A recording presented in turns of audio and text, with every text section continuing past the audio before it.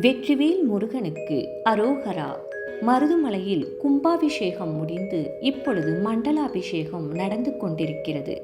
மண்டலாபிஷேகத்தில் ஒரு நாள் Kovai super singer குழுவினர்கள் அந்த முருகனுக்கு பக்தி பாடல்கள் பாடும் பாக்கியம் எங்களுக்கு கிடைத்தது. அதை நான் இங்கு பதிவிட்டுள்ளேன். உங்களுக்கு பிடித்திருந்தால் பகிருங்கள், சப்ஸ்கிரைப் செய்து கொள்ளுங்கள். நன்றி.